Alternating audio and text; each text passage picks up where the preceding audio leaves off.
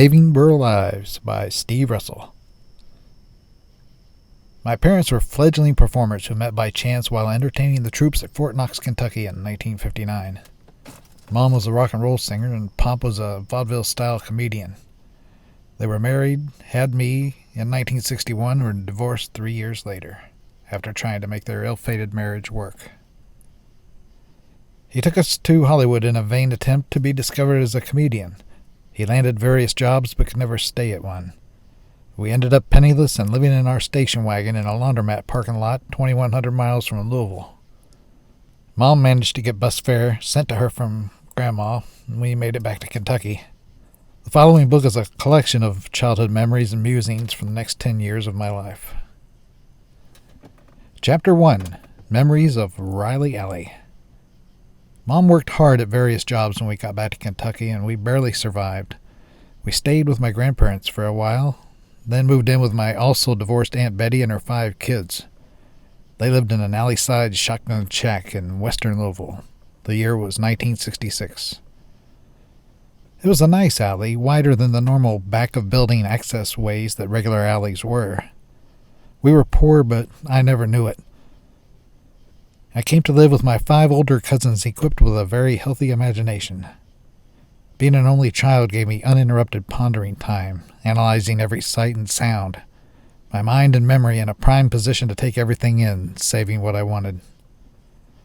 But it also meant I had to entertain myself, which was hell sometimes when there was nothing to work with. A pencil and paper, hitting rocks with a stick, searching for shapes in the stucco or cracked paint. The last one usually reserved for forced afternoon naps or bed banishment punishment sentencing were some of the one-person activities for me at that age. The 2 oldest cousins were Ginny and Mary. They were 10 and 9 years older than me, which took them out of a majority of my memories.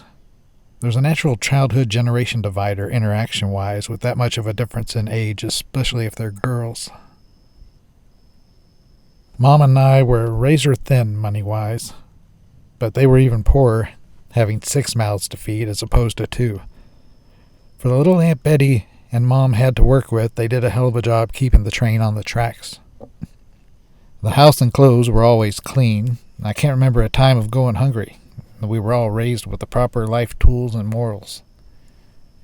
Aunt Betty must have had a make-something-out-of-nothing guidebook hidden somewhere, as the Easter and Christmas I spent there were my favorites, no doubt fueled by it being my first year of fully understanding the lore behind the 2 holidays.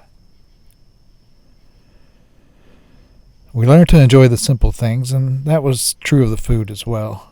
Biscuits were a regular part of most meals, and we loved it. Aunt Betty made the best biscuits I've had to this day. They were called drop biscuits, as she would make the batter just thin enough to drop off the mixing spoon and onto the greased pan. I can still smell them baking now. The tops were brown and crispy in a flaky way, with the inside fluffy enough to make a pillow for God. My favorite part was the 1/4-inch thick layer of the biscuit bottom that lay on the pan the whole time. A layer of inner biscuit fluff lined it like the bad side of an overworked lint filter, and butter completed the taste bud exhilaration. Powdered milk, powdered split pea soup, government cream of wheat, cheese, rice, and pillow-sized bags of delicious puffed wheat and rice breakfast cereals were the daily staples made for us. The best culinary memory was the white bread with butter and sugar on it, toasted in the oven. I remember eating all around the affected area of the bread and saving the center for last. Not having many toys made us use our imagination to occupy our days and nights. We had found a bow and arrow in a pile of rubble that used to be a building, but that got old quickly, shooting and chasing the one tattered feather shaft. Our perpetually inebriated landlord lived next door and loudly fought with his wife every night.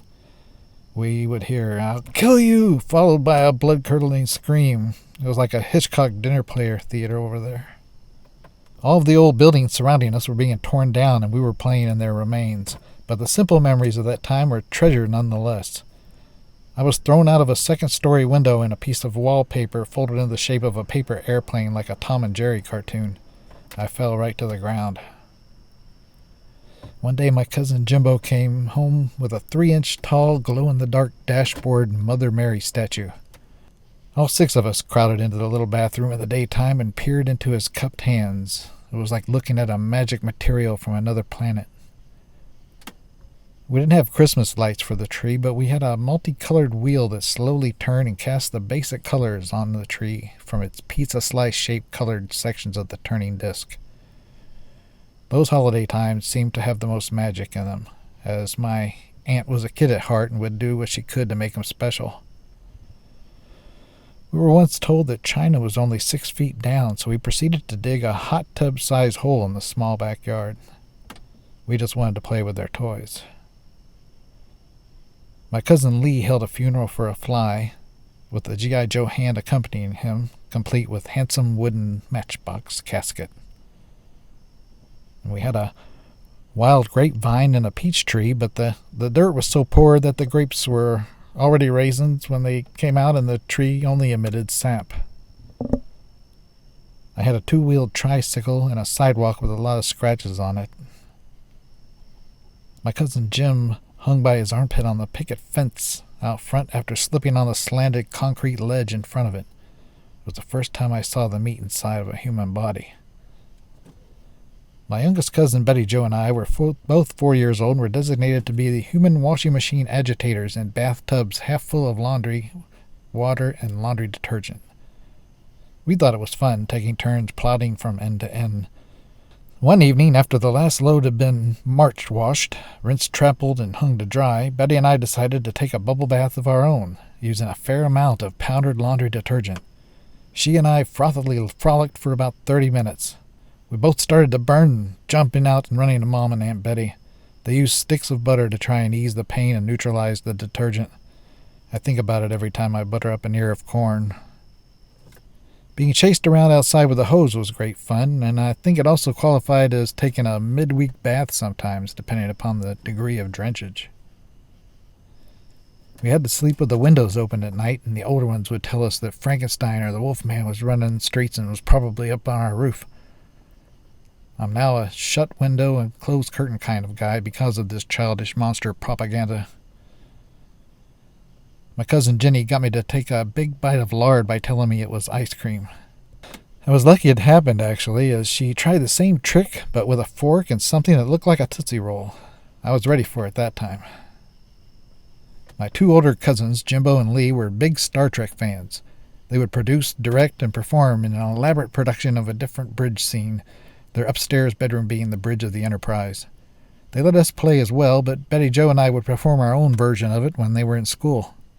Our productions were always taking off or landing roughly, complete with the sound effects created by us. CBS debuted Lost in Space September 15th, 1965, and was a big hit with everyone at our house. I was a 4-year-old that thought everything on TV was reality.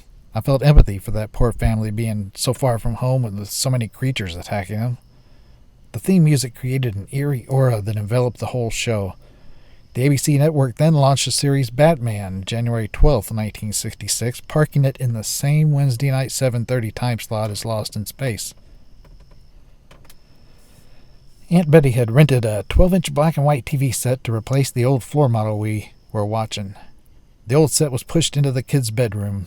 It was on its last visual legs, but was good enough for us kids to watch and assume what was going on, as the picture tube showed a ghostly image of the show being watched. Everyone had huddled in front of the 12-incher to watch Batman, except for my cousin Lee, who was just a foot away from the old TV, turning knobs, trying to optimize the picture on the old set. I loved both shows, but was drawn to the catchy intro music of the Cape Crusaders. I ran and joined the others, drinking in the visuals like the Batcave and the Batmobile. A commercial break came, and I could hear dramatic music playing from the other room. I raced in to find Lee looking concerned as a large, hairy creature was throwing boulders at the Robinson's glass dome rover vehicle.